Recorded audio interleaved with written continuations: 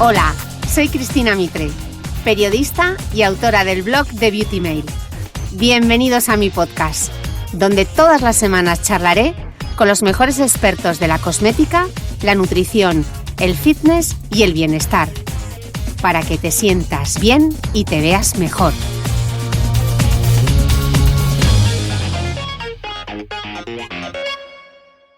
Durante todo el mes de diciembre, Guerlain nos acompañará como mecenas del podcast. Esta es una colaboración que me hace una ilusión especial, porque Guerlain es para mí la gran mesón de la belleza, la elegancia atemporal de la cosmética bien hecha.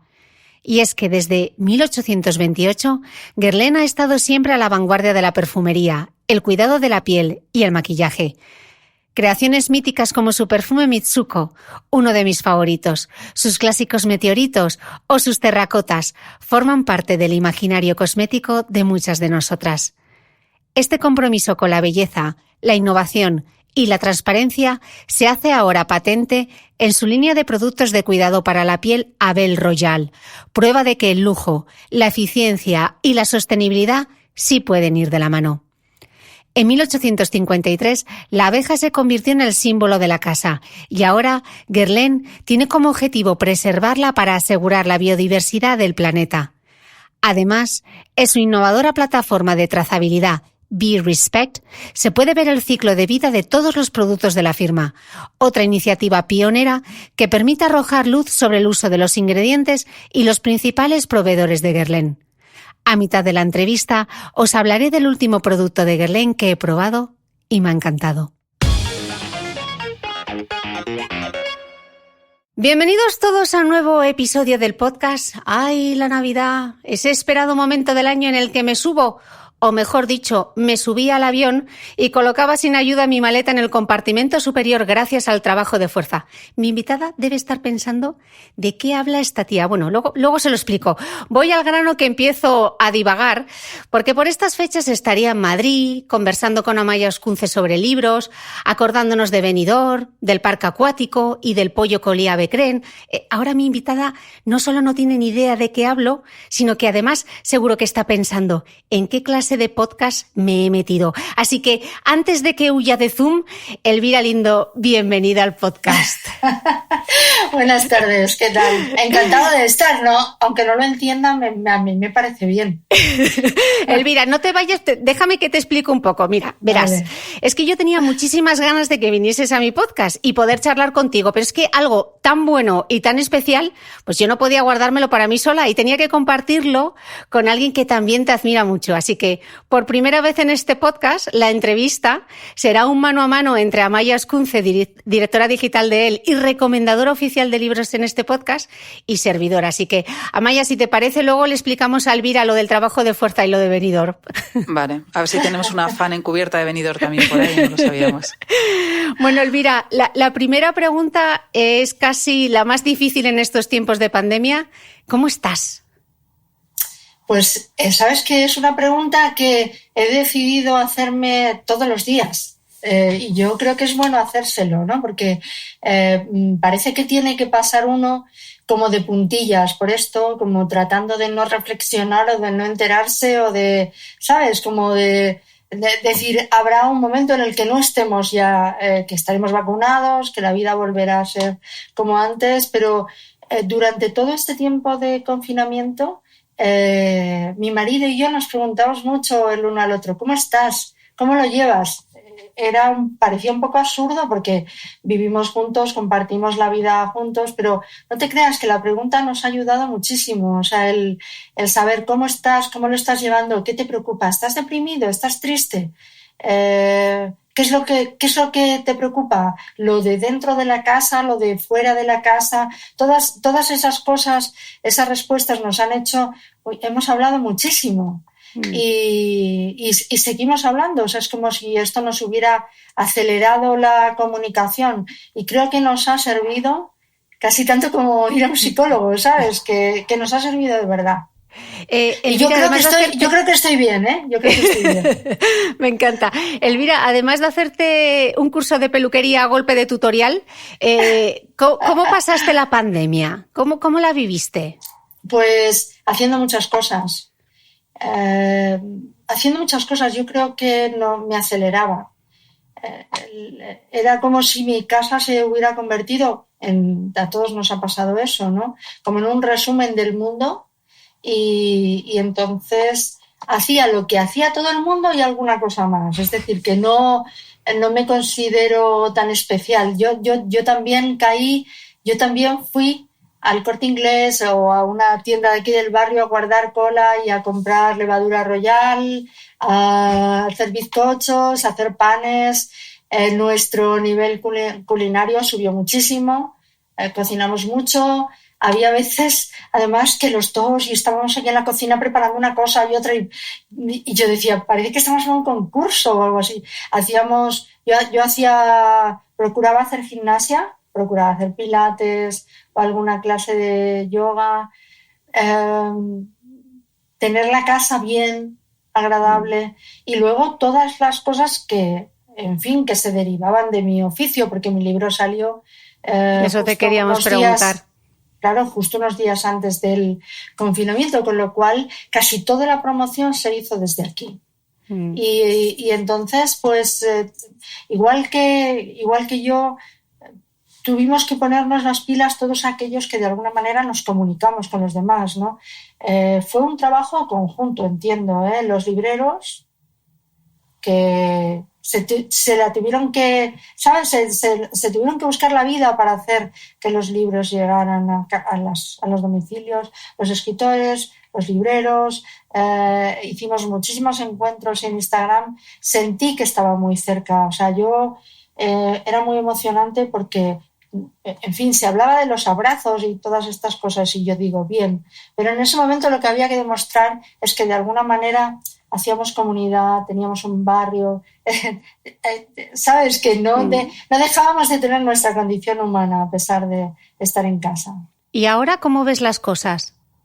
Bueno, yo ahora estoy un poco más cansada. Te diré que que yo creo que la situación, y lo encuentro así también entre cuando voy a la radio con compañeros del periódico y todo eso, o sea, yo creo que cuando todo fue un shock y fue tan dramático y era como una cosa que no te creías y salías a la calle y no te creías esa soledad, salías a pasear el perro, pero es precisamente el hecho de ser una situación tan insólita, creo que nos hizo muy resistentes. Aparte de y ahora estamos cansados. Sí, yo creo que si tenías una buena situación en casa, si sabías que tus hijos estaban bien, si hablabas a diario con tus hermanos, todo eso, ¿no? Y ahora creo que hay mucho cansancio, irritabilidad. O sea, ¿Extremismo quizá, Elvira? Yo creo que esta situación es que lleva muchas cosas. Primero la desconfianza, ¿no? Y yo de alguna manera lo entiendo, sé que es humano. O sea, es verdad que la comunicación de un estado así, la comunicación a la gente de un estado así es complicadísimo, pero es verdad que ha habido veces que nos lo han complicado un poco más, que no sabíamos lo que había que hacer, que no sabíamos qué es lo que... O sea, cuáles eran nuestras medidas personales para tomar. Y entonces eso despistó un poco, ¿no? Y aún así yo creo que aún así a mí me sorprende que en un estado tan excepcional, pues yo sé que estaba en muy buena situación, pero me sorprende lo bien que se ha portado gente que no estaba en una buena situación. O sea, yo creo que eso es lo que tenemos que ver, no cómo lo has llevado tú, sino cómo lo ha llevado toda esa gente que vive en casas muy pequeñitas y tiene que compartir el espacio con gente. Elvira, hablabas de desconfianza, incluso ahora hay desconfianza contra la vacuna, ¿no? Lo que llevamos soñando durante el último año, desde el mes de marzo, y ahora es como, ay, no, pero a mí que no me la pongan, yo el primero no soy. ¿Tú te la pondrías al principio? A mí me sorprendió, o sea, me sorprendió yendo a una tienda de aquí, yo vivo en el barrio del Retiro, fui un día entré por ver la ropa en un barrio en una tienda del barrio Salamanca y me dio un meeting el dependiente que dije, a ver, yo soy una clienta, no sabes ni lo que pienso ni lo que sé, y me dio un meeting antivacuna que dije, madre mía, pues, o sea, ¿cómo están las cabezas, no? no sé, yo creo que es un momento un poco absurdo para ponerse fino con la vacuna. La vacuna valdrá, o sea, será mejor, será peor como todas las vacunas, ¿no? Pero de momento va a ser un alivio para todo, no solo para la salud y para eso que también deriva de eso que es la economía. Yo tengo ya el brazo, o sea, me gustaría llevar el brazo destapado para... Póngame una señal. Toma, una señal. Aquí tienes mi brazo. O el culo. O sea, yo diría, pónmela donde quieras porque yo necesito vacunarme. De hecho, pues, bueno, me he vacunado de la gripe. O sea, yo es que quiero vivir, ¿sabes? Entonces no me pongo aprensiva con estas cosas, sino que al contrario, con cierto entusiasmo. O sea, ojalá la vacuna venga y podamos, porque estas navidades ya no van a ser como esperábamos. No pasa nada, tampoco hay que dramatizar, no pasa nada. Oye, estamos con 4 de la familia, pues vamos a cenar bien y punto. Hay gente que está lejos, que es un problema, ¿no? Pero no sé, siquiera para pensar en una primavera mejor, que sería fantástico. Mira, yo soy una loca del fin del mundo, que esto es uno de los clásicos que sale también en el podcast de Cristina. Yo soy una preparadora del fin del mundo, que estos en Estados Unidos hay algunos, pues yo aquí, pero a nivel español tengo una mochila, mascarillas, comida además, antes de que pasara todo esto. Entonces queríamos saber si tú eres de estas, que eres de las mías, o eres más de que te pille bailando el fin del mundo y toda esta época que nos ha pillado tan rara. Yo, la verdad es que si puedo aportar algo, porque yo no sé si el mundo está destinado a acabarse, pero si puedo aportar algo porque dure todo lo posible y porque nos preocupemos por un planeta que está, no sé, está el pobre más pachucho que nosotros, yo creo, ¿no? Y luego, no sé, por las personas que vienen después, ¿no? Hay gente que no piensa en las siguientes generaciones. Yo creo que es una imaginación prospectiva que hay gente que tiene y otra gente que no. Es decir, que dicen, yo me muero y a mí qué me da lo que venga después. Y yo siento la inquietud y la preocupación de eso. Yo no quiero que mi especie se extinga. A lo mejor es una estupidez, pero si puedo hacer lo posible por eso y cosas que tienen que preservarse para cuando yo no esté aquí. Pero en este sentido tengo un punto de vista un poco oriental con respecto a esto. Estamos aquí de paso. Cada uno de nosotros se va a morir, pero yo, no sé, quisiera diluirme y formar parte de la materia del planeta, y así lo entiendo, y no en el fin del mundo así, como una cosa tan dramática no pienso, pero sí que pienso mucho en la degradación del planeta, en eso sí, y pensaba antes de la pandemia, porque digamos que mi preocupación ecologista comenzó hace unos años y tenía la sensación, y no era por pensar en el fin del mundo, pero tenía la sensación de que algo iba a ocurrir, de que algo tenía que ocurrir porque todo estaba muy acelerado, el consumo, los movimientos de gente de un lado a otro, etcétera. Y hay artículos míos que así lo atestiguan desde hace tiempo, ¿no? Es verdad que la forma en que se ha manifestado ha sido un shock para todos nosotros, porque esto ha, digamos, atentado contra nuestra libertad de movimientos, que yo creo que es, digamos, a lo que todo el mundo aspira. Ahora tenemos que intentar pensar en la libertad de otra manera, más hacia adentro, ¿no? Hablas de diluirse, lanzas ahora una manera como de seguir siendo tú en los demás, un libro, ¿no? Para niños que se llama Literatura al compás. ¿Es un libro para niños o no? Sí, un poco sí. Literatura al compás es lo leí en la Feria del Libro de Sevilla, y es un pequeño texto que ahora van a regalar con A Corazón Abierto en Navidades, como en un pack, ¿no? Es una especie de detalle, un pequeño detalle. Y es una teoría que no es enteramente mía, o sea, que es una teoría que comparto con Federico García Lorca, con Manuel de Falla, con personas que se preocuparon mucho por la educación en un momento como en los años 20-30, donde en España había mucho analfabetismo. Entonces eran las clases dirigentes, las élites, por así decirlo, empezaron a preocuparse, sabían que sin educación el país estaba destinado a, ¿sabes?, a la pobreza. Entonces, pues precisamente fueron muy prolíficos en la creación de poesías para niños, de músicas, de la enseñanza a través de la música, etc. Entonces yo cuento cómo en una ocasión estaba yendo por colegios en los tiempos en los que yo hacía promoción de Manolito, que no es el caso porque ahora se promociona solo. Entonces estaba en un colegio de Jerez, yo estaba muy cansada porque había estado en otros colegios y los niños chupan mucha energía, o sea, de hablar a los niños estaba derrotada y admirando a los profesores, diciendo, madre mía, qué trabajo más duro. Y entonces, pues estaba allí en un colegio de un barrio humilde de Jerez. Y entonces yo me senté y les dije a los niños, estoy tan cansada hoy que no sé ni lo que decir.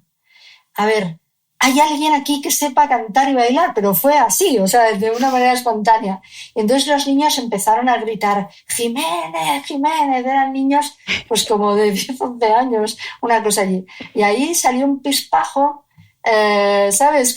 No sé si era gitanillo, pero tenía todo el aire, así un chaval morenillo, muy gracioso, y entonces me dijo, ¿por qué palo quieres que cante? Y yo dije, vaya, pero esto es un lujo, ¿sabes? Y entonces yo digo, pues mira, canta Unas alegrías de Cádiz. Y entonces el chaval empezó a cantar y todos los niños empezaron a dar palmas. Pero no te puedes imaginar la gracia, el talento, cómo acompañaban a su compañero, cómo le aplaudieron después. Entonces yo pensaba, si todo este talento, o sea, yo pensaba, luego hay un abandono escolar en España tremendo.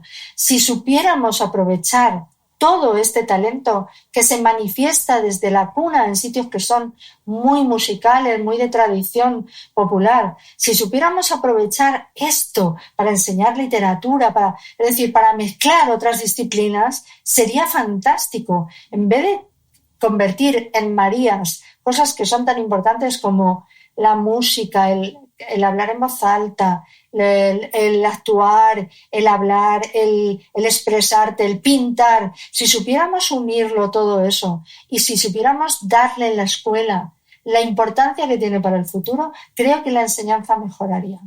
Por eso le llamaba literatura al compás. Claro, al final el talento solo necesita una oportunidad para brillar, ¿no?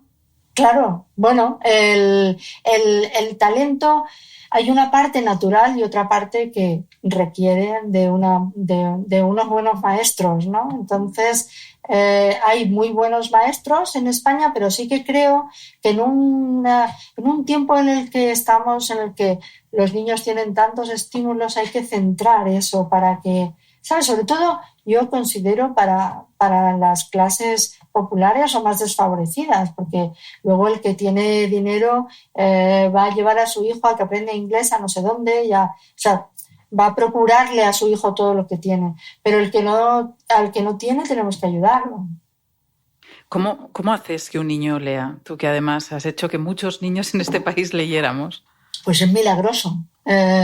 Yo creo que el sentido del humor, el tomarse en serio. O sea, a mí me preguntan muchas veces que cómo hago es decir, si escribo para niños o escribo para adultos, que para mí, en cuestión de compromiso, el compromiso que yo pongo en las cosas, no hay ninguna diferencia. O sea, yo me tomo muy en serio lo que estoy haciendo. Y cuando he escrito cosas para niños, pues digo, ¿cuál es el fundamento de este personaje? La mezcla del humor y la melancolía, que es algo que está muy presente en los niños. O sea, los niños sabemos, los que recordamos cómo éramos, que teníamos momentos de gran diversión y otros momentos en los que las cosas nos llegaban al alma, ¿no? Entonces, para mí, el escribir en la voz de un niño es recordar esos momentos tan apasionados que tiene un niño. Y bueno, yo creo que tomándomelo en serio conseguí llegar al corazón de muchos de ellos. ¿Y a ti qué te ha dado la lectura? O sea, en tu vida. De pequeña, como una intimidad. O sea, yo creo que la lectura tiene que...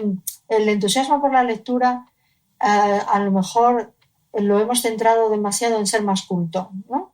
Y sin embargo hay otras cosas que son importantísimas, que es que te dejan estar solo, te meten solo en un mundo.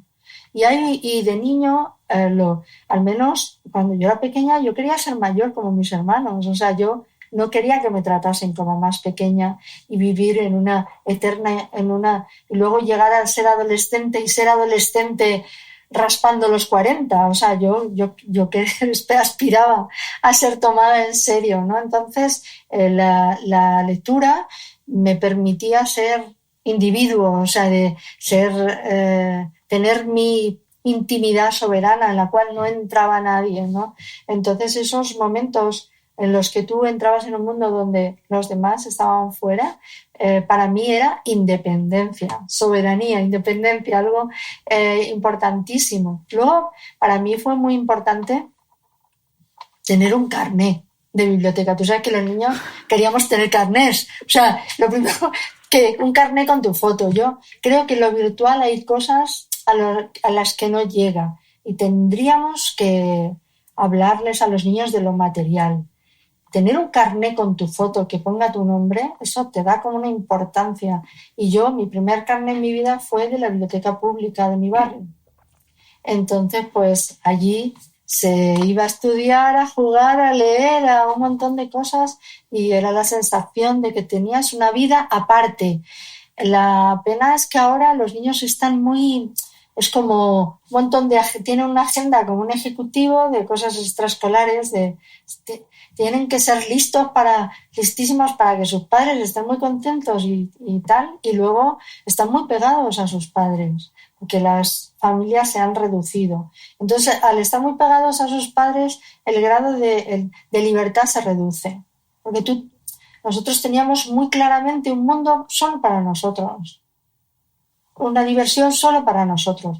Eso entraba a la calle, el andar por el barrio, tenía sus peligros, claro, pero había menos clases extraescolares. Yo creo que cuando nos apuntaban a una es porque habíamos suspendido una asignatura y entonces te apuntaban a una clase extraescolar o porque te veían como muchísimo talento para una cosa. Entonces, pues te apuntaban a algo, pero no era esta cosa de que un niño tenga que saber tantas cosas desde el principio, ¿no?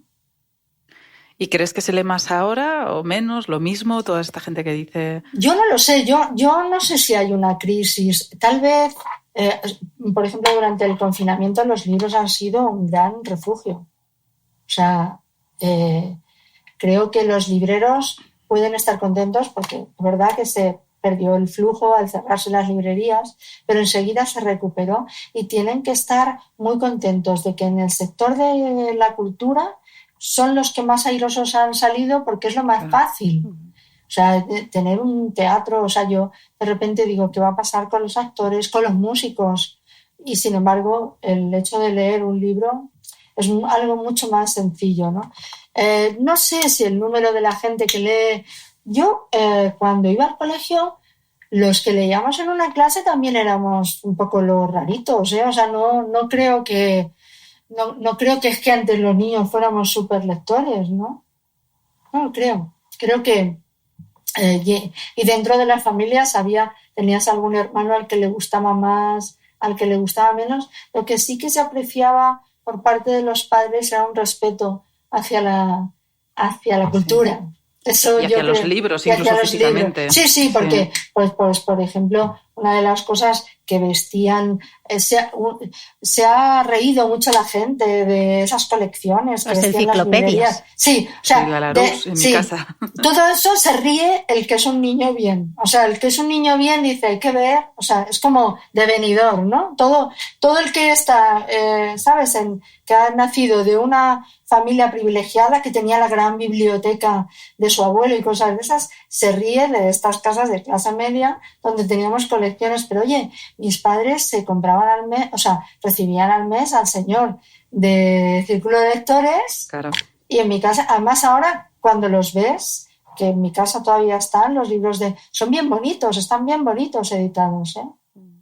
Y gracias a eso leímos muchos libros muy importantes. O sea, yo con 13 años así leí El Padrino. En mi casa la colección Larus sigue ahí todavía en el salón, así que... En mi casa está la del libro gordo de Petete. Con eso os lo digo todo. Y hay un tomo que me he traído a Dubái. Y no es coña, lo enseñaré. No se puede imaginar ese libro, ese viaje. Imagínate. Desde Gijón a Dubái. O sea, es que tiene una historia el libro gordo de Petete. Qué bueno, qué bueno. Sí, no, en mi casa no llegamos a tanto, ¿eh? Pero bueno. Nosotros éramos así de culturillas. ¿Y sueles prestar libros, Elvira? Sí, ¿o eres de los que los guarda? ¿O hay gente que no le gusta nada prestar por si los pierde? No tengo así como... Primero, el coleccionismo no ha sido nunca así. He tenido arrebatos de coleccionismo, pero me han durado muy poco. Y más bien como un juego. Mira, te voy a enseñar el primer libro que leí. Que lo tengo aquí. Esto sí que es... Bueno, espera, que yo tengo que sacar una foto para compartirlo luego. ¡Ostras! El muñeco el primero. de papel. Sí, es un libro precioso. Espera, ¿te recuerdas cuando lo leíste? Sí, ¿recuerdas que fue el primer libro? Pues, no, es que tendría yo, no sé, 5 años o así. Y entonces es muy gracioso porque, mira, estoy aquí posando. Sí. Entonces es un niño que se queda solo y empieza a recortar, ¿no? Entonces yo empecé a hacer lo mismo. Entonces el libro está recortado. Pero mira ahí lo que pone. Yo estoy separando las sílabas y señalo las sílabas de armario. Entonces me hace mucha gracia porque armario es una palabra que debería utilizarse más. Porque este es el sitio donde se guardan las cosas. Las almas. Las almas. A partir de ahora yo no tengo armario, tengo armario. Armario. Qué chulo que lo puedas conservar. Bueno, bonito. Muy pocas cosas. Por eso tengo tanto amor por lo material, porque daos cuenta que una familia tan nómada como la mía, pues iba perdiendo muchas cosas. Mis padres iban dejando cosas por el camino. En fin, que hemos tenido pocas cosas porque íbamos de un lado para otro. Y eso que luego, todavía no había Maricondo. Imagínate con Maricondo. Yo te digo que soy un poco Maricondo. Es Maricondo, ¿no? ¿Cómo se llama? Sí. Bueno, soy un poco así. A mí se burlan mucho de ella, pero yo tuve un momento de mi vida, tuve 4 adolescentes en casa.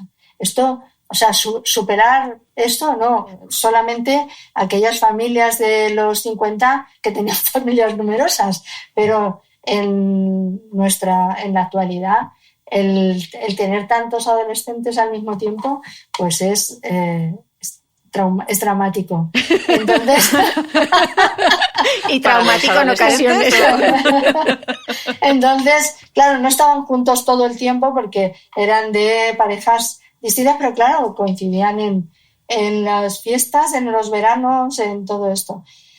Entonces hubo un momento, eso es peor que la niñez, ¿eh? O sea, hubo un momento en el que la casa tenía, o sea, yo hubo un momento en que dejé de pasar a una habitación que tenía un servicio dentro, que era de ellos, dejé de pasar. Porque era para mí eso, un trauma. Yo decía, madre mía, esto, pero ¿cómo puede llegar a estar así? O sea, y yo que no había sido una persona tan ordenada en mi vida, vamos, que no, pues lo normal, yo creo que en ese momento empezó la manía del orden y ya no me ha abandonado. No me puedo quitar de... Entonces, hace poco leí de esos reportajes que hacen en los periódicos, que yo creo que es un poco para llenar, porque psicológicos y tal, que es ¿cómo son las mesas de las personas más inteligentes? ¿Cómo son las mesas que no se basan... siempre hablan de una universidad de Kentucky, Delaware. Missouri, de Delaware, ¿sabes? Y dices, a mí me gustaría un día ir a corroborar que ese departamento existe. Y entonces, en esa universidad, que no sé cuál era, decían que las mesas de las personas inteligentes estaban desordenadas y las de las personas más simples estaban muy ordenadas. Y yo, claro, dije, pues yo estoy entre las más simples. Porque a mí me gusta tener todo como bonito, ordenado, tengo cajitas, meto cosas. Y claro, yo le diría al científico eso, mira, yo he perdido muchas cosas en mi vida. He tenido más traslados de los que seguramente tú has tenido en tu vida. He dejado atrás muchas cosas que ahora querría tener, fotografías, pequeños objetos y todo esto. ¿Cómo no quieres que lo cuide ahora en cajitas? O sea, ahora me aferro a esas cosas, ¿sabes? ¿Por qué? Porque las he perdido casi todas. Y dentro de esas cosas, de esos libros que incluso conservas, ¿los subrayas o también los defiendes físicamente de la agresión? Los de ahora, no los del pasado. No suelo subrayar. No. Pero sí hago así con la página y lo doblo y todo eso. Sí, no. Y no tengo así mitomanías ni de coleccionistas ni de colecciones así. No, y presto los libros y los pierdo y no me los devuelven y si no los recupero pues me lo compro otra vez. Además es que, claro, al ser dos escritores en casa nos mandan muchísimos libros. O sea, hay veces que lo que tengo es un agobio de que mi casa no es la Biblioteca Nacional, no puedo guardar tantísimas cosas, ¿no? Entonces, pues tengo que regalar a personas que crean que les va a gustar un libro, ordenar continuamente, porque si no, no sabes ni lo que tienes, ¿no? Entonces, pues sí, soy mi secretaria, mi bibliotecaria, tengo un montón de labores. Me levanto por la mañana y digo, voy a ser mi secretaria. Entonces, durante a mí esa es la peor se me da fatal, ser mi secretaria. A mí también, esa es la peor. A mí también. Yo ser la cocinera, es sin lugar a dudas peor. Sí. ¿Y cómo te pones a escribir? ¿Tienes algún ritual, algún lugar? Bueno, esta es mi habitación. Puse un papel pintado detrás para no colgar cosas, o sea, para dejarme simplemente una pared vacía. Arriba, que no lo veis, tengo un montón de dibujos que he hecho, que cuando tengo tiempo me pongo a dibujar. Y en este abrigo es una mezcla entre cuarto de juguetes y, ¿sabes? Y cuarto así, no sé, como quería darle un aire así parisino, de recibir también un poco, tengo aquí un sillón, pues aquí, arropada por todas mis cosas, me pongo a escribir y me gusta estar como en mi escondrijo. Y en ritual, no, me levanto un montón de veces, pierdo mucho el tiempo, me disperso. O sea, es una lucha. ¡Qué alegría oír eso! Es una lucha es una lucha contra tu propio yo todo el tiempo, ¿no? Decían que un escritor se pone como los perros a dar vueltas en un sitio hasta que mea, ¿no? Pues hasta encontrar el lugar adecuado, pues yo tengo que encontrar así como el momento adecuado para concentrarme, pero bueno, al final lo consigo. Elvira, escribes guiones, cuentos, obras de teatro, novelas, columnas de opinión en periódicos, ficción sonora para radio, eres también escritora de escenario. Y yo me pregunto, de todo esto, ¿qué es lo que más te gusta escribir? Pues yo creo que un libro que, no sé, del que pueda contar una verdad, ¿no? O sea, yo entiendo, para mí es importante escribir artículos todas las semanas, pero si hay algún momento en el que yo siento que la realidad es demasiado confusa para mí o que no encuentro como el tono, ¿sabes? Creo que me podré permitir el lujo de dejarlo. Es decir, eso que dicen los actores, unos quiero morir en el escenario, otros no quiero morir en el escenario. Pues en ese escenario del columnismo yo creo que estaré un tiempo y luego me iré. Porque es verdad que por ejemplo, es un texto que se nutre mucho de lo que pasa. Y tienes que estar al tanto, tienes que tener una no sé, como una mente muy despierta. Yo ahora creo que la tengo, pero es igual dentro de 2 años no, y entonces lo dejaré. Donde sí que creo que puedes estar con toda tu capacidad siempre y que un escritor puede escribir libros hasta el final de su vida es en la literatura, o en el ensayo o en la crónica. Creo que ahí estás tú y solo tú. Y luego, si de vez en cuando tengo algún proyecto colectivo, pues también es comprensible que me aventure a eso, porque este es un trabajo muy solitario.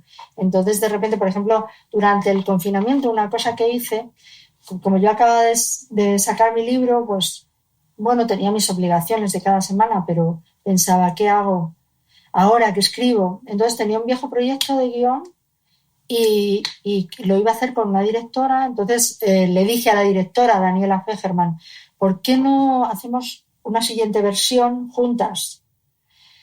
Porque esto, ¿sabes? Entonces nos va a aliviar este periodo tan solitario, ¿no? Entonces nos pusimos las dos. Ha sido una experiencia maravillosa porque hemos escrito a 4 manos, hemos considerado cómo podremos llevarlo a cabo, que, bueno, yo creo que lo vamos a hacer, la película.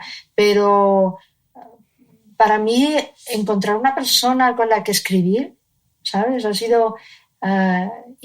porque es muy difícil, o sea, de repente es poner dos mentes en sintonía. Sin embargo, ha sido para mí como el consuelo creativo del confinamiento. He leído que después de escribir A Corazón Abierto, el libro que salió justo antes de que empezara el confinamiento, ¿no? 2 o 3 días fue, o una semana, habías dicho que por primera vez tenías la sensación de que habías hecho lo que te había dado la gana en el trabajo.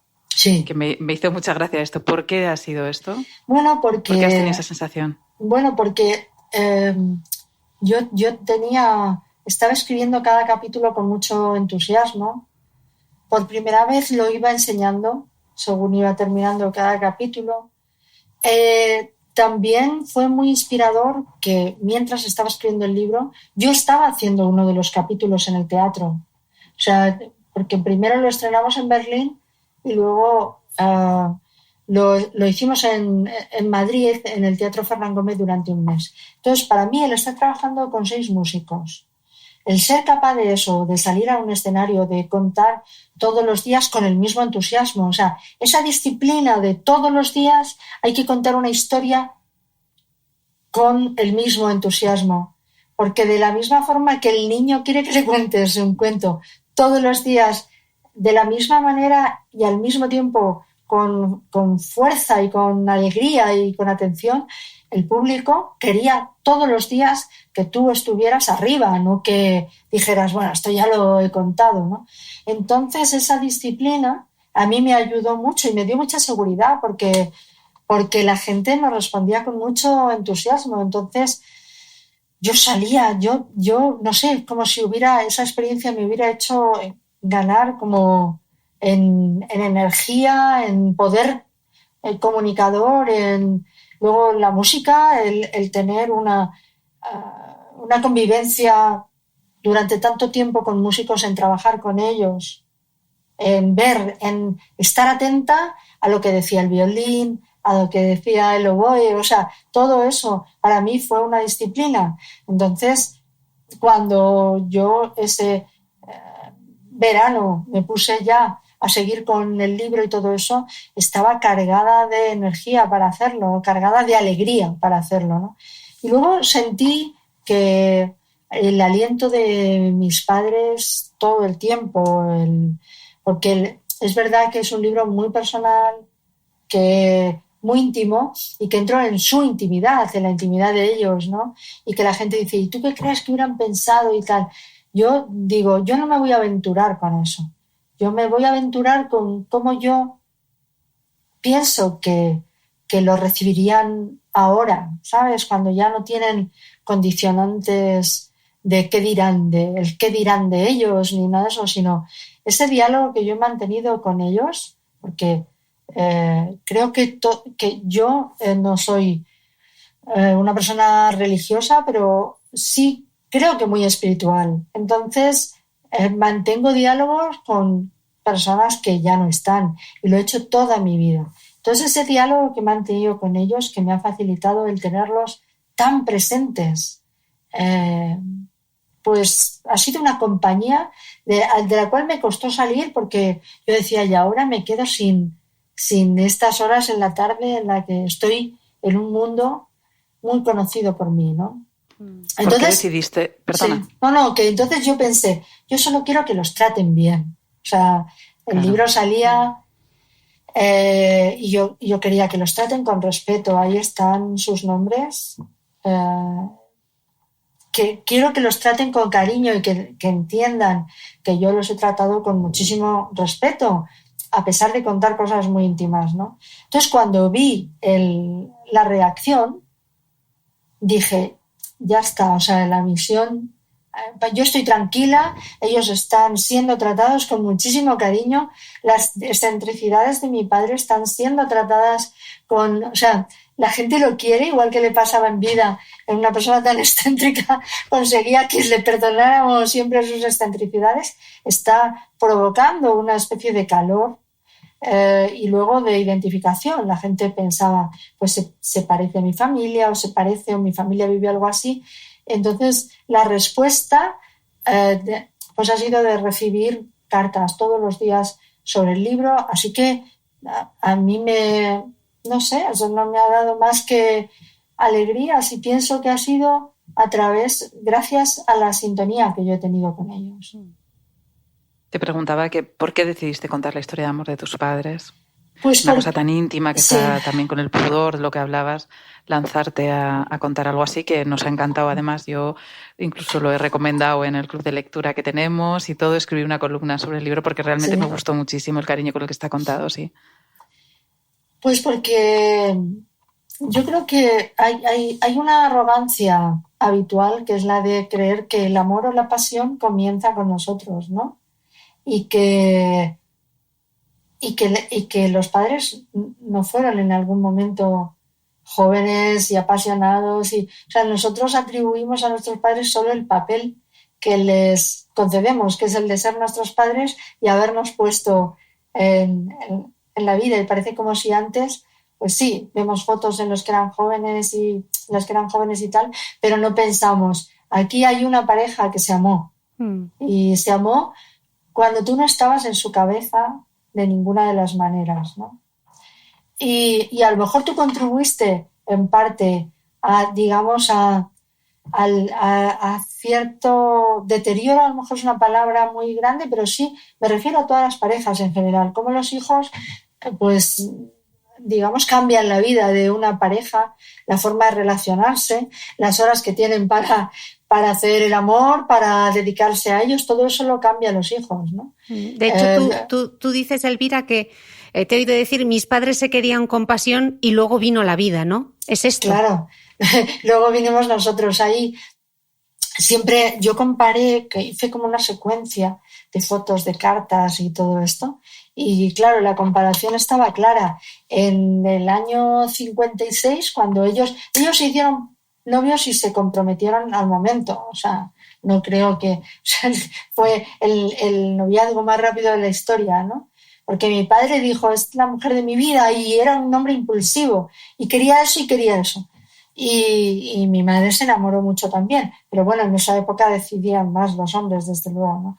Entonces, desde las fotos, esas fotos así tan de neorrealismo italiano que tienen en ese año 56, que no sé muy bien dónde están como en un campo así, supongo que cerca del mar, por unas vías de tren abandonadas. Son unas fotos muy bonitas, muy bonitas.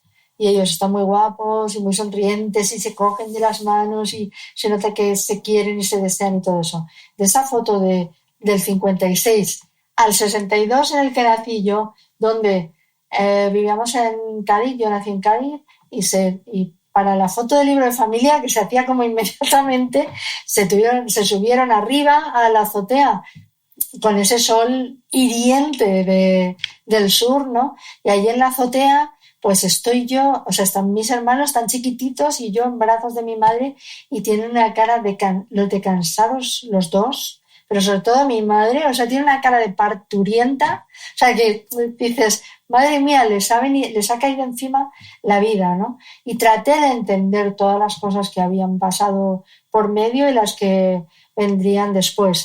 Y para mí ha sido, de verdad, ha sido como un viaje, el viaje más largo que he hecho en mi vida y muy apasionante, porque he querido conocerlos de verdad y entender cosas que a mí me resultaban incomprensibles, que me parecían muy arbitrarias por su parte, o que simplemente era una niña muy observadora y que observaba y que no entendía, y entonces le he dado forma, y al darle forma, pues me acuerdo que mi hermano César, porque ellos no lo leyeron para nada, no leyeron nada hasta que fue publicado, y entonces, claro, lo leyeron durante el confinamiento los primeros días. Y entonces me llamó mi hermano César, me dijo, ya lo tengo, ya me ha llegado. Y entonces me llamó al día siguiente, se había pasado toda la noche leyendo y me dijo, ya lo he entendido todo. Me dio muchísima gracia, porque dijo, lo he entendido todo. Y entonces me gusta haberle dado una forma a eso. Y qué alivio, ¿no, Elvira? Saber que a tus hermanos les haya parecido bien, ¿no? Porque te daba un poco de miedo. No, o sea, yo sabía que el libro era... yo soy una persona pudorosa, yo no me exhibo, o sea, no me gusta exhibirme tontamente. Entonces, cuando cuento algo que es íntimo, lo cuento porque realmente pienso que merece la pena. No, ¿sabes? Yo creo que hay una tendencia ahora a la exhibición también, te digo, o sea, a la exhibición porque se supone que vende o que tal. No era para mi intención para nada, sino el construir, el hacer una construcción literaria sobre la figura de mis padres. Entonces, claro, se cuentan momentos íntimos, pero yo creo que todos tienen su porqué, no están ahí. Luego también me hacía mucha gracia el que lo cuento, digamos que yo soy la narradora, pero en el presente de cada episodio, y yo voy cambiando de edad en cada episodio. Entonces, eso era de las cosas para mí más, si puedo decir, divertidas del libro, porque el tratar de decir, ahora tengo 10 años. Entonces, ahora tengo 10 años y veo las cosas así. Ahora tengo 15, ahora tengo 17. Y eso para mí fue un ejercicio y un regalo. El pensar en construir así el libro fue, no sé, fue una maravilla, fue un regalo de la vida. Como conocer todas tus Elviras a lo largo de todos estos años, hacer el esfuerzo, ¿no? Claro, y además darle al lector distintos puntos de vista, porque si todo hubiera sido un libro de recuerdos, pues se empobrece. O sea, bueno, bien, hay muchos libros de recuerdos, pero yo creo que para mí era importante cómo lo contaba, la construcción de eso, ¿no? Entonces, el hecho de contar con una niña que está ahí y está viendo las cosas como pasan, era, digamos, para mí, el hacer ese juego era mucho más, era un desafío, y para el lector es mucho más rico. ¿Y qué tipo de niña fuiste y de adolescente? Que en el libro se conoce bastante, claro. Sí, sí. Pues de niña muy... yo creo que era una niña muy... pues inocente, muy inocente. Hay niños que son menos. Muy inocente, muy fantasiosa, muy cariñosa con mis padres, mucho. Cumplía ese papel de hermana pequeña. Mis hermanos tuvieron que ir cuando vivíamos en el pantano internos, entonces yo me quedé con mis padres. Cumplía mucho ese papel de juguete. Pero claro, cuando este tipo de papeles, cuando te haces adolescente, cambias radicalmente porque quieres que te tomen en serio, construirte como un adulto, que te escuchen de otra manera, que no te miren como a un niño al que le ríen las gracias. Pero entonces ahí el choque fue entre esa niña y esa adolescente, fue un choque un poco brutal. Yo me gusto más como niña y me identifico más con lo que era cuando era niña que cuando era adolescente, que realmente no me encontraba a mí misma para nada.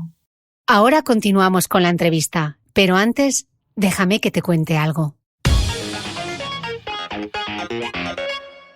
Una de las señas de identidad de Guerlain es la sensorialidad de sus productos, y con Abel Royal Youth Watery Oil lo demuestran. La alquimia de lo imposible es este aceite de textura acuosa, una fórmula que combina la riqueza de un aceite con la frescura de una loción en una fórmula hidratante que deja la piel con una agradable sensación de confort. Perfecto para todos los tipos de pieles y climas, hasta el del caluroso desierto de Dubái. En el corazón de la fórmula, el poder reparador de la miel más pura y la jalea real producida por las abejas negras de la Bretaña francesa. Puedes usarlo como sérum o como único producto hidratante, tanto de mañana como de noche. Y un último consejo. Es perfecto para realzar la piel antes del maquillaje. Gracias a Guerlain por apoyar las buenas historias. Y Elvira, además también tuviste el papel de cuidadora, ¿no? Porque tú a los 9 años empezaste a cuidar a tu madre hasta los 16 años que ella falleció, ¿no? Ese papel de cuidadora, ¿cómo forjó tu carácter? Muchísimo, muchísimo. Creo que ha sido la experiencia más importante de mi vida, en muchos sentidos. Primero, en el sentido mágico de los niños, que tú crees que cuidas y que salvas. O sea, es un sentido muy mágico el pensar que puedes salvarle la vida a una persona que quieres. Y entonces, pues yo me acuerdo de prepararle a mi madre cosas, de saberme su medicación, de ponerle las medicinas así en fila, de saber todas las pastillas que tenía que tomar una operada a corazón abierto, ¿no? Y de prepararle zumos, yo le estaba salvando la vida, era mi pensamiento, actuaba así y me creía con ese poder. Y luego también el convencimiento de que no se puede dejar tanta responsabilidad sobre los hombros de los niños. O sea, luego yo ya me he dado cuenta, porque cuando creces y eres adolescente, tú necesitas una vida fuera de tu casa, ¿no? Si esa carga está, en mi casa recaía sobre todo sobre mi hermana y sobre mí, ¿no? Sobre las niñas. Entonces, es una carga demasiado grande que yo creo que entonces les tocaba a las mujeres, aunque fueran niñas, siempre. Y yo creo que una niña no puede tener tanto, porque para una niña es mucha responsabilidad de verdad, de cómo lo está sintiendo, más de lo que está haciendo, de cómo lo está sintiendo. Entonces, ese pensamiento mágico me ha acompañado muchas veces en la vida, como una especie de que la vida de los demás dependiera de mí. Y me acuerdo, y esto creo que no lo he contado, que estábamos en San Sebastián, en el Festival de San Sebastián hace años, y comimos con Eduardo Aroteclen, el columnista, el viejo columnista del País, ¿no? Y entonces Aroteclen era una persona, a mí sentía mucho afecto por mí, pero era una persona muy amarga, como decía cada cosa que te dejaba, decías, madre mía, no quiero llegar a esa edad con esa amargura. Y entonces él decía que a él le daba igual morirse que no. O sea, que tampoco me lo creía. Pero bueno, él estaba diciendo eso en una comida y tal, y yo le dije, pues Eduardo, yo no quiero morirme. Y me dice, porque tienes éxito. Y yo digo, no, es un poco pobre que pienses eso de mí.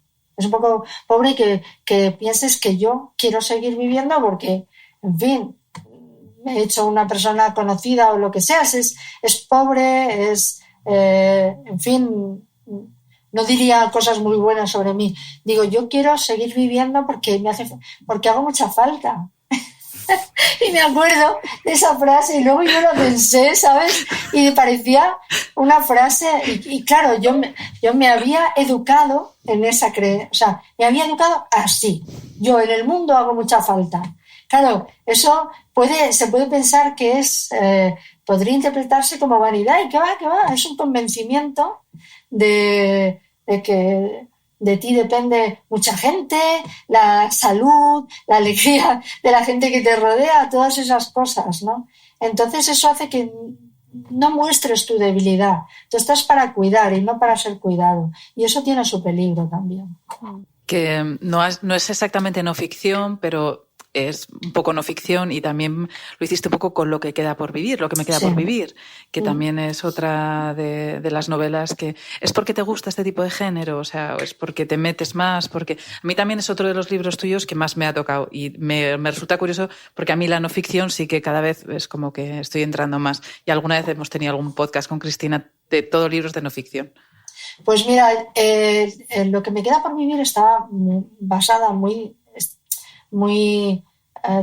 seguía muy de cerca mi vida de madre joven, profesional en la radio con un niño, pero yo inventé muchas cosas y dije siempre, es una novela y hay que leerlo. O sea, quien lo contaba se parecía mucho a mí, pero yo mezclé cosas, cambié personajes y todo esto. Pero es un libro que yo creo que hay personas que no entendieron por qué. Es como si hubiera contado intimidades ajenas. Pero claro, yo quería contar la historia de esa chica y de esa chica muy perdida en el mundo, muy joven, muy joven, de madre muy joven, muy sola. Cargando muy sola con la responsabilidad de sí misma, más que del niño, porque el niño tenía un padre y tal, es de sí misma, de su propia confusión, ¿no? Y bueno, yo creo que fue un libro además que se publicó como antes de tiempo, porque ahora hay muchos libros que hablan de la maternidad, incluso hay momentos en los que dices ya basta, o sea, porque además a veces desde un punto de vista muy ideológico, yo quería hacer un libro de literatura, de verdad, o sea, no quería ni entrar a juzgar cómo se es o no se es madre, no quería entrar a teorizar sobre la maternidad, sino entrar en una vida, ¿no? Pero es verdad que hay veces que cuando los libros se acercan mucho a ti o los argumentos se acercan mucho a ti, la gente se busca en el libro, ¿sabes lo que te digo? O sea, yo por eso, por ejemplo, en este libro de A Corazón Abierto, que sé más, que tengo mucha más experiencia, que en fin, que ya llevo muchos más años en esto, dije, es verdad de principio a fin, ¿sabes? O sea, no... Aquí, o sea, yo he fabulado, porque tengo que fabular para reconstruir cosas, ¿no? Pero aquí está la verdad de principio a fin. Y las personas a las que yo haya podido contar cosas que pertenecen a su vida, las he cambiado de nombre, pero las personas de mi familia, que son las importantes del libro, están ahí con su nombre y sus apellidos. Hay otras, ¿sabes? Que hay amigas del colegio, todo esto, que yo, bueno, pues nombro y están en relación conmigo, pero yo las he cambiado de nombre y yo creo que tengo libertad para decir que tenía una amiga en el colegio con la que hacía esto y lo otro, ¿no? Pero en Lo que me queda por vivir era mucho más confuso, entonces, pues yo creo que hubo personas que no lo vieron. Yo creo que yo estaba hablando de una experiencia tan pasada en el tiempo para mí. O sea, yo no sé cuánto, hace 10 años que escribí esa novela. Pues estaba hablando de una chica de 20 y tantos años. O sea, ¿qué más está ya? O sea, ya da igual. Todo eso, todos hemos cambiado. Desde yo, la primera, que probablemente soy una persona más articulada, menos confusa, más responsable de todos mis actos, hasta las personas que en el libro me acompañan. Todos, pero éramos jóvenes. Si estás pensando, aun con el envoltorio que tiene de novela, si estás pensando en que vas a ofender a alguien porque, mira, el chico no se portó bien contigo, o ¿sabes? Dices, es ridículo, porque las historias de amor son además así. Son sublimes y de pronto se pudren. No había nada que ocultar ahí, la verdad. No creo que haya nada, ni como os decía, hay un intento de exhibición por mi parte. O sea, yo quiero contar una historia que puede nacer de una cuestión personal, pero se tiene que convertir en universal cuando tú lo coges en tus manos y lo lees. En ese momento la historia es tuya. Elvira, como tu padre hablaba mucho en la mesa a la hora de comer, dices que pasaste toda tu infancia imaginando para evadirte. ¿Sigues practicando la disociación? Sí, mucho.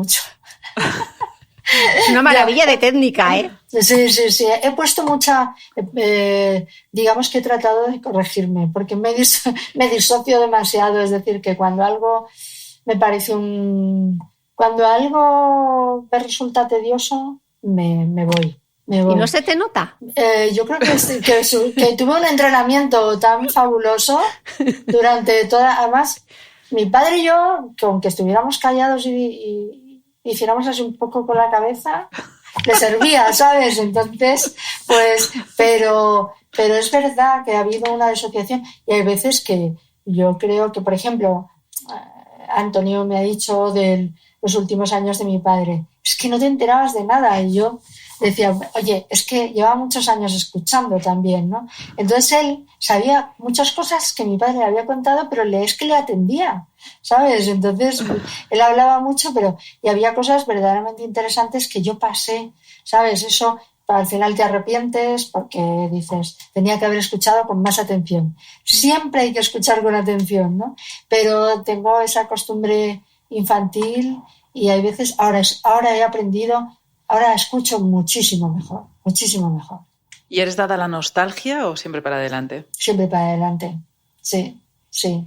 Alguna vez una nostalgia física de cuando un niño era pequeño, tu hijo era pequeño, o sea, esa nostalgia, ¿sabes? Pero luego te voy a decir que la maternidad, cuando se escribe sobre la maternidad, se centra mucho sobre el periodo en que los niños son pequeños.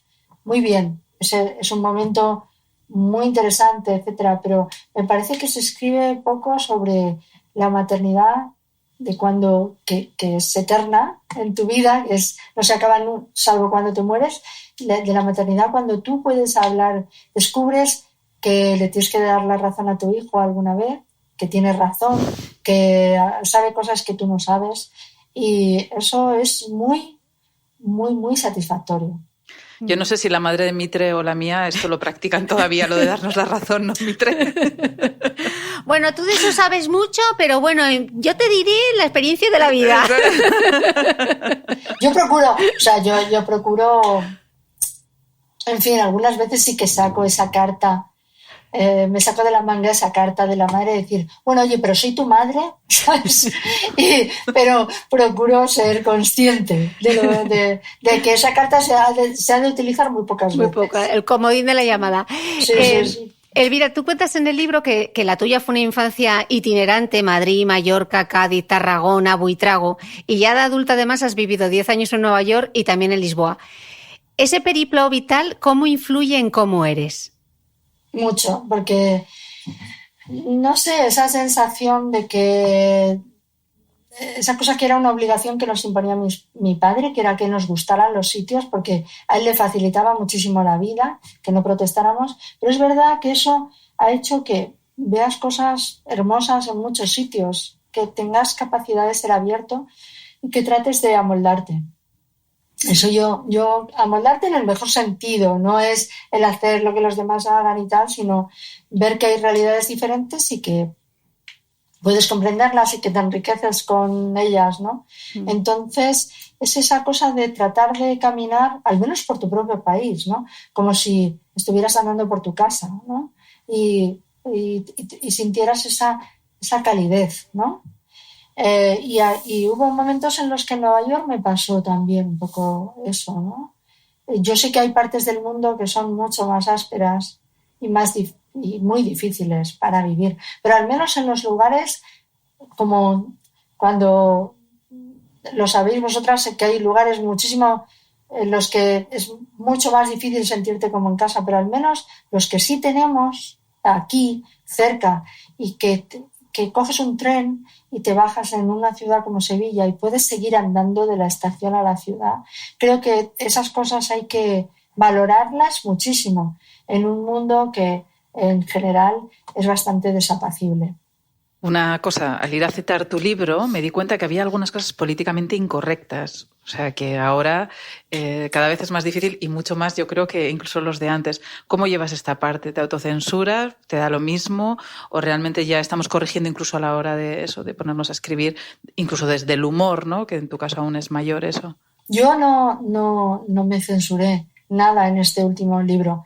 Y además tuve mucho respeto a mis padres, a las palabras que ellos utilizaban y a las que no. No traté de utilizar términos que ahora usamos ¿sabes? Que digamos que usamos con naturalidad porque hemos corregido de manera natural nuestro lenguaje para no...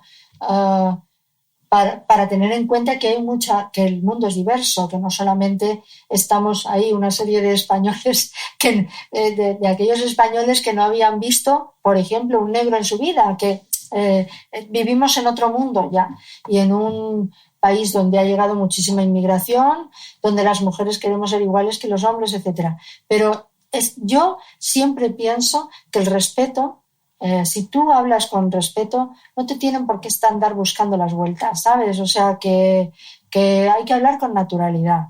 Y eso, igual que hay que tratar de no ofender, hay que tratar de hablar con naturalidad. Y entonces mis padres, tenía que retratarlos tal cual eran en el tiempo en el que les tocó vivir. No existía la corrección política, entonces no iba a echar mano de ella para nada, ni para su comportamiento, ni para lo que pensara mi padre, que era el papel de un hombre, y el de mi madre, que era un papel de una mujer. No, eso son cosas que yo tengo que dejarlos a ellos, tengo que respetar la forma en la que ellos actuaron, por supuesto. Si no, no hubiera sido... O sea, yo no quería hacerles desleal. Eso para mí era la forma de ser leal, era respetarlos. Y luego, ahora, pues, yo la verdad es que hablo creo que hay de todo. Creo que hay gente que se la coge con papel de fumar, no sé, ¿sabes? Como si tuvieras que asumir todo el tiempo un tipo de lenguaje que no es natural, que es más bien académico o casi ministerial ¿sabes? Para no ofender, pero yo quiero expresar las cosas con mi voz, no con una voz impostada, ¿no? O sea, para mí la palabra heteropatriarcado es algo que ha llegado, digamos, cuando yo ya tenía una gran parte de mi vocabulario feminista hecho, y entonces, pues probablemente entiendo perfectamente lo que es y lo he expresado con mis propias palabras. Y siempre he pensado eso, yo me dedico a escribir y a crear lenguaje, con lo cual tengo la facultad de contar las cosas y quiero hacerlo en mis propios términos, no que se me impongan esos términos. Y así voy a seguir siendo. Y creo que si tú dices las cosas con esta naturalidad, pues mira, si no te entienden, pues que no te lean. Elvira, estabas hablando un poco de ese juzgar el pasado desde el presente y ese ser tan políticamente correcto. En tu libro también hay mucha compasión, ¿no? Sí, por supuesto. Por supuesto. Yo, la tradición de los autores que a mí me han enseñado es muy chejoviana. O sea, es de mirar a las personas y sin juzgarlas. Y bueno, no todos somos iguales. No quiere decir disculpar a todo el mundo, porque yo no disculpo al cruel, no lo disculpo. Pero sí que es verdad que mirar las interacciones humanas están llenas de complicación, ¿sabes? Uno puede decir, no hay que ser, te pueden dar un curso sobre dejar de ser celoso o tratar de mejorarlo en una terapia, ¿no? Pero hay un nivel de celos que todos sentimos. O sea, no es un sentimiento que tú puedas controlar. Hasta hay un nivel de celos, de envidia, de una serie de cosas que forman parte del ser humano. cuando de pronto se convierten en sentimientos que mandan sobre ti y que te hacen hacer daño a los demás, que son patológicos y que digamos, te convierten en una persona temible para otra, pues por supuesto, o sea, eso es, digamos, punible y señalable, ¿no?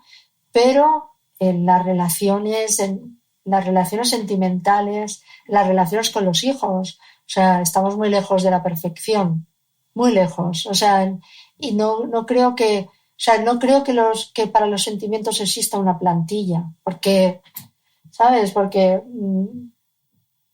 en nuestras relaciones somos todo menos indiferentes. Y cuando empezamos a sentir indiferencias, porque eso no nos interesa a una persona, ¿no? Entonces se cruzan muchos sentimientos y todas las personas los hemos sentido y los podemos comprender. Y no existe esa forma de querer bien. En el querer bien entra a querer mal también. Yo así lo veo y veo que, claro, la teoría de cómo tenemos que ser se enfrenta muchas veces a cómo somos en realidad. Hablábamos Cristina y yo hace poco que todo el mundo cree que tiene dos cosas, que es buen gusto y sentido del humor. Que esto está claro que no pasa siempre. ¿Crees que el humor se puede educar? Hay gente que realmente no lo tiene y no hay nada que hacer, o realmente el humor es una cosa que se construye también, tener sentido del humor. Bueno, yo creo que las lecturas humorísticas son muy importantes de niños, ¿eh? O sea, yo creo que los niños que han aprendido a leer con Manolito ha sido casi toda una escuela de humor, ¿no? Luego, es verdad, el ambiente que te rodea. Y luego que hay cosas que interfieren mucho en el humor. Un egocentrismo exagerado, la vanidad. O sea, si tú no sabes controlar eso, pues es probable que no te veas a ti mismo con humor, con lo cual no sirves para eso, ¿no?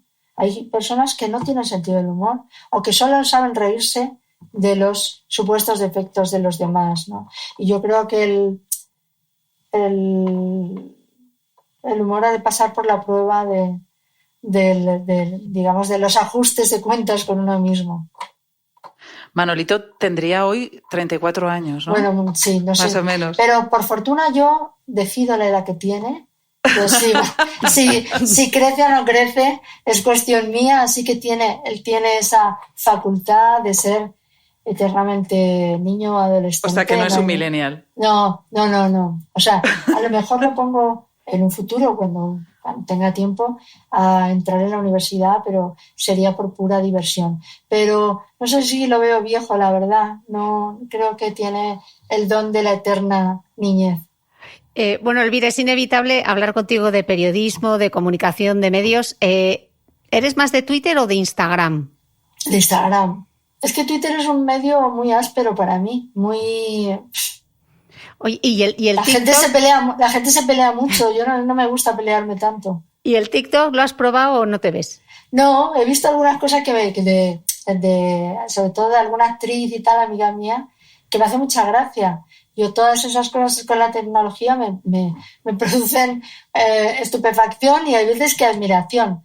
Pero no, yo creo que no me veo, pero no te digo, porque me rodea mucha gente muy joven y con mucha gracia para manejarse en estas cosas, no te digo que no aparezca en un TikTok en un futuro próximo. Haciendo un cameo.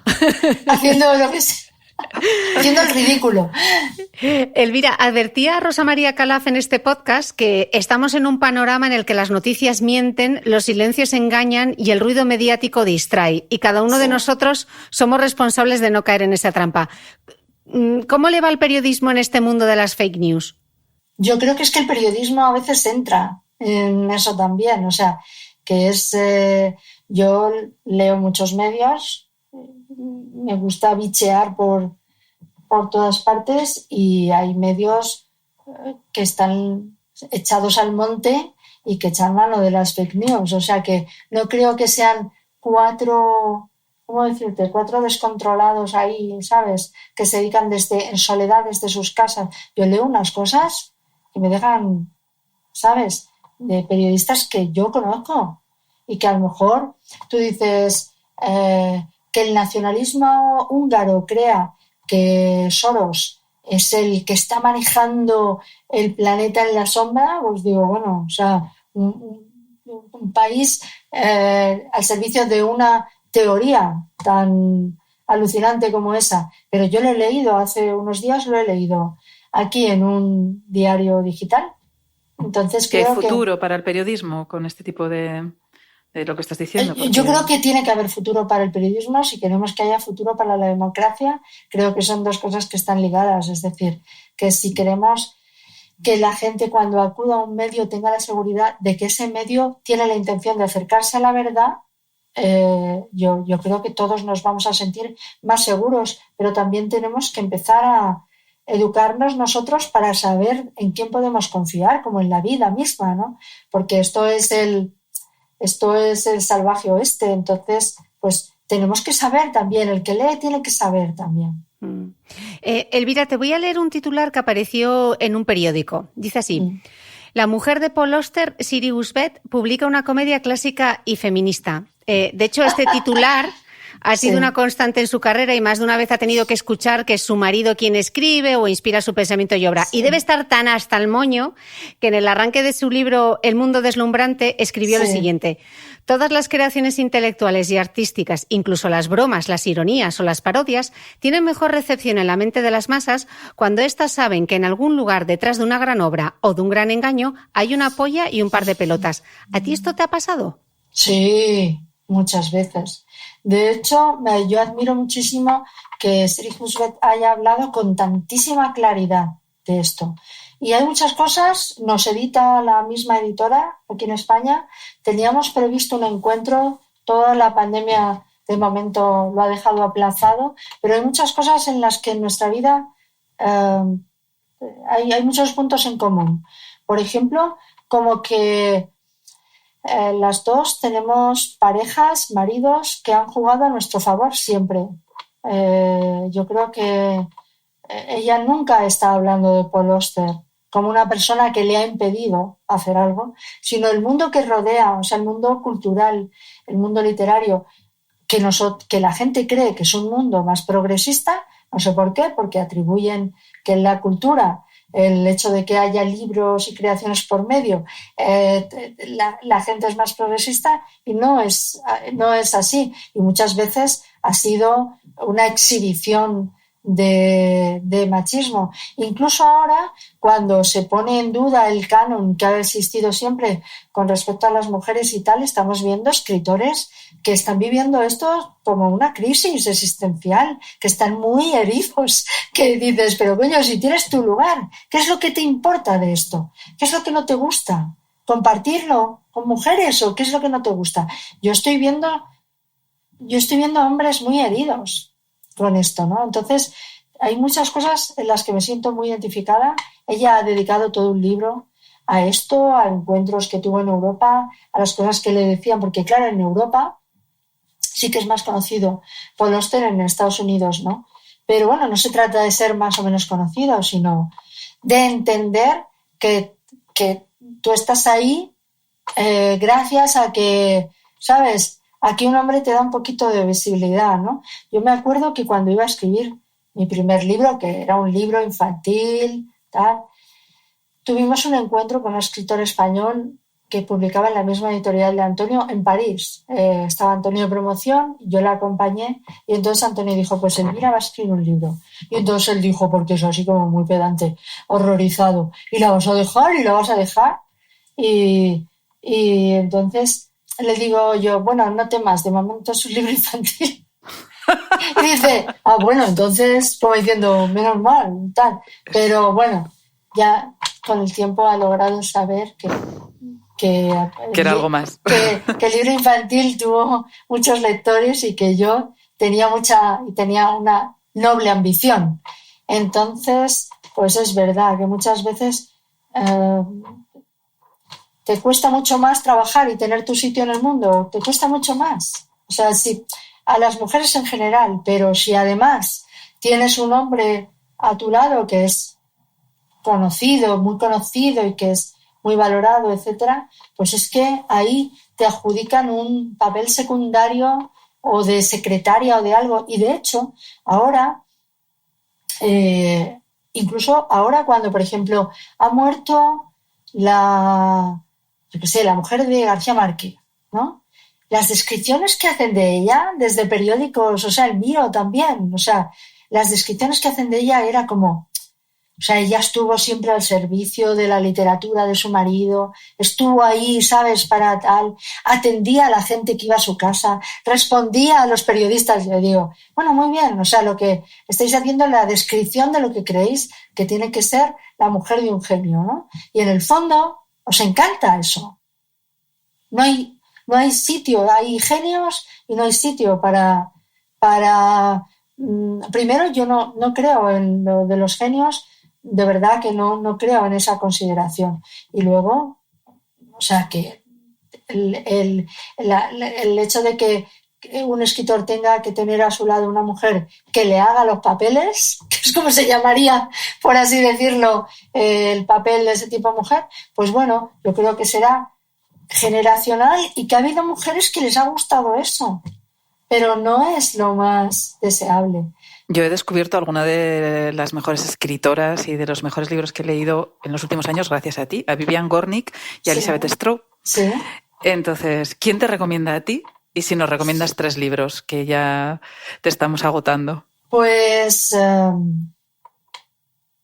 ¿quién me recomienda a mí? No, voy... Sí, bicheas, soy curiosa. También es verdad que hay personas que conocía por cuando vivía, me sonaban mucho por cuando vivía en Estados Unidos. Siempre he tenido mucha curiosidad y creo que las editoriales españolas han hecho un esfuerzo en los últimos tiempos por el descubrimiento de personas que aquí no se habían traducido. Pues, por ejemplo, Edna O'Brien, porque su libro se llamaba Chicas de campo. ¿Qué íbamos a pensar de un libro que se llamara Chicas de campo? Pues mira, era una cosa para chicas. No sé, de campo y de ciudad, pero para chicas, ¿no? Entonces, de pronto dices, no, mira, es que los editores tenían que dejar de tener prejuicios y los lectores también. Y pensar que es una de las grandes escritoras que están escribiendo ahora mismo, ¿no? Y hemos descubierto muchas cosas. Y a mí me gusta cuando hago uno de esos descubrimientos contarlo. Bueno, he leído mucho en los últimos tiempos sobre Zenobia Camprubí. Ha salido una biografía y entonces eso me ha llevado a sus diarios. Y la verdad es que me ha fascinado la figura de ella, una mujer tan cosmopolita y tan... O sea, yo fíjate que ahí creo, la pareja Juan Ramón Jiménez-ella, creo que no... Era una pareja que se entendía, o sea, que ella decidió apoyar la literatura de su marido, pero hizo muchísimas cosas más. O sea, que era una mujer activísima, que dio clases, que estaba interesadísima en la artesanía española, que además tuvo su vida neoyorquina, que es fascinante. Y sus diarios son muy, muy expresivos, muy naturales, muy bonitos y tal. Y luego os voy a recomendar un libro para el futuro, porque seguro que lo vais a leer y os va a fascinar, porque estoy haciendo el prólogo. Era un libro que estaba descatalogado y me parecía increíble que estuviera descatalogado, que es un libro de Josefina Carabias, la periodista, sobre Manuel Azaña, de sus encuentros con Manuel Azaña. Y se llama Los que lo llamábamos Don Manuel. Es fresquísimo, lo va a editar Seis Barral. He estado ahí con mi empeño de que se reedite este libro. Es maravilloso y tiene que ser una maestra del periodismo que esté siendo leída constantemente. O sea, a mí me encanta Chávez Nogales, pero la figura de Josefina Carabias como cronista de la República es increíble, y luego fue corresponsal en Washington ya en los años 50 y tal. Y estoy escribiendo el prólogo, se editará yo creo en enero y yo creo que os va a gustar muchísimo. Eso es un libro para el futuro. Y, y luego, pues, no sé, he leído muchos libros de, no sé, de jóvenes que están haciendo libros ahora que me están interesando mucho. Bueno, el último libro que he leído antes de meterme en el mundo de Zenobia Camprubí ha sido El consentimiento, es una editora ahora que cuenta cómo a los 14 años todo el mundo consintió, cuando ella tenía 14 años, que un escritor francés la sedujo, la llevó a la cama, tuvo una relación con ella durante 2 años y cómo todo el establishment de la cultura francesa apoyaba a este tipo que se jactaba de acostarse con menores de edad. Es muy interesante para saber cómo esas cosas han cambiado. Muy interesante para saber. No es un libro literario, es un libro, es un testimonio. ¿Hablas mucho de libros con tus amigas? Sí. Y con mi marido diría que es parte de nuestra vida y hablamos como quien habla como decía Alice Munro, como quien habla de sus amigas, ¿no? De los personajes y tal. Y con amigas y todo esto sí, nos recomendamos muchos libros, yo también veo muchas cosas que escriben y con amigos también, que tengo muchos muy buenos amigos. Tienen mucha importancia las amigas. Cristina y yo somos buenas amigas y yo normalmente la freno a ella y ella me impulsa a mí, que es un poco lo que necesitamos cada una en nuestro sitio. Tienen una importancia esencial. Yo creo que forman parte de tu vida. No quiere decir que sean los mismos en todas las edades de la vida, porque, oye, uno va cambiando también, ¿no? Los intereses, etcétera. Hay gente que piensa que hay que ser fiel, incluso a lo que venía de la infancia. Yo creo que cambias de intereses, cambias tu forma de vida y lo bueno es que yo he seguido haciendo amigas y amigos a lo largo de mi vida, es decir, que no he puesto un freno a decir, no, ahora ya no se hacen amigas nuevas. Tengo muy buenas amigas y me gusta charlar recomendarme cosas, nos recomendamos muchísimas cosas. Elvira, has hecho ficción sonora con Reformatorio de Madres y Padres, no solo el guión, también has prestado tu voz a esta ficción de Radio Nacional Española. ¿Te ves haciendo un podcast? Sí, que alguna vez me lo han dicho. ¿Por qué no haces un podcast? Y yo qué sé, es que todavía no he entrado Ahora es cuando he empezado yo a escuchar. ¿Qué escuchas? Cuéntanos. No, pues alguna historia de ficción, he escuchado alguna historia de información sobre periodos de España, el rey y todo esto y tal. Alguno tuyo, Cristina, o sea, que ahora es cuando voy entrando en ese mundo. Ya, ¿no? Te pasaré algunas recomendaciones de cosas que se están haciendo en España, buenísimas. ¿Sabes qué me sirve para pasear? Porque llegó un momento que me parecía, o sea, yo soy muy obsesiva con la música y me ponía una lista de canciones y ya las tengo gastadas porque las he escuchado 1000 veces y tal. Y dije, tengo que dejar la música para escuchar otras cosas, ¿no? Y paseando me hace muchísima compañía. Pues te pasaré mi lista de grandes hits.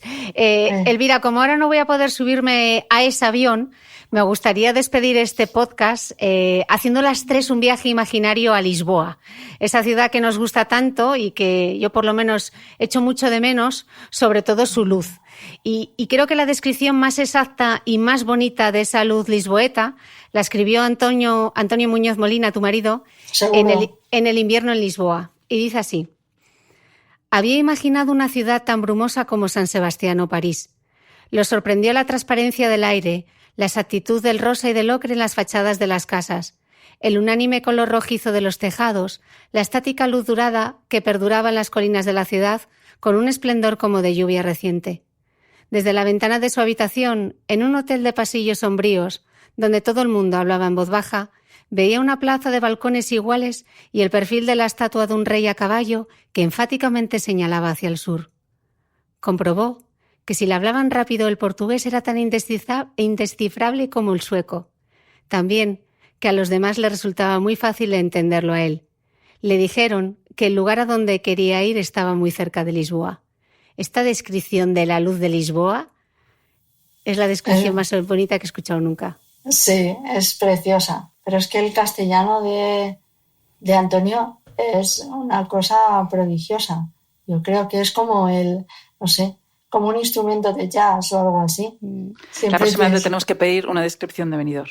¿Una? Descripción de Benidorm. Para cerrar.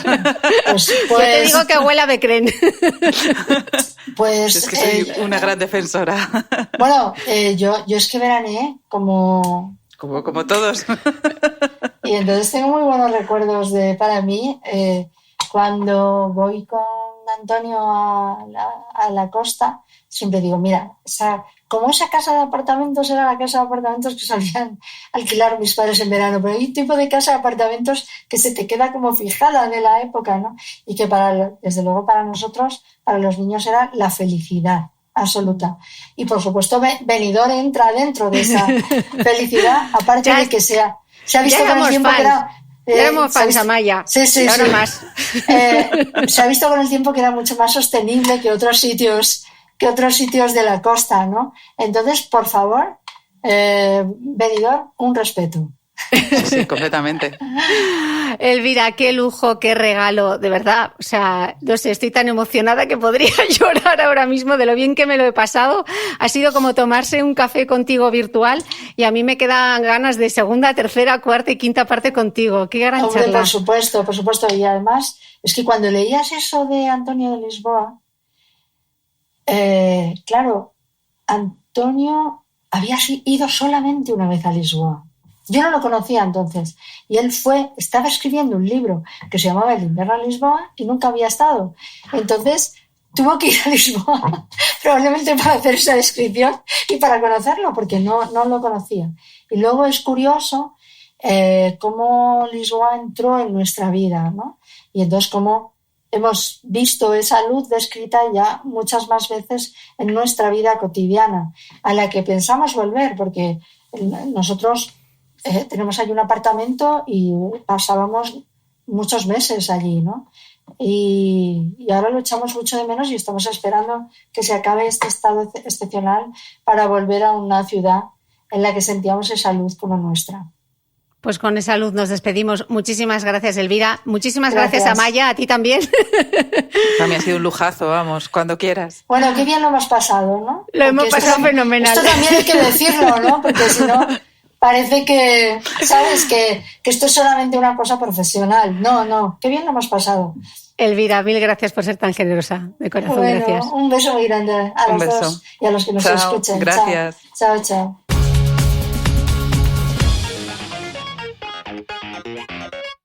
No olvides que todas las notas de este capítulo están en mi blog de beautymail.es. Además, si no quieres perderte ninguna entrevista, suscríbete al podcast de Cristina Mitre en tu reproductor de podcast habitual. Y un último favor, si me escuchas en Apple Podcast, regálame unas estrellas y déjame una reseña, porque así ayudas a que este podcast siga creciendo. Muchas gracias y nos escuchamos de nuevo el próximo domingo.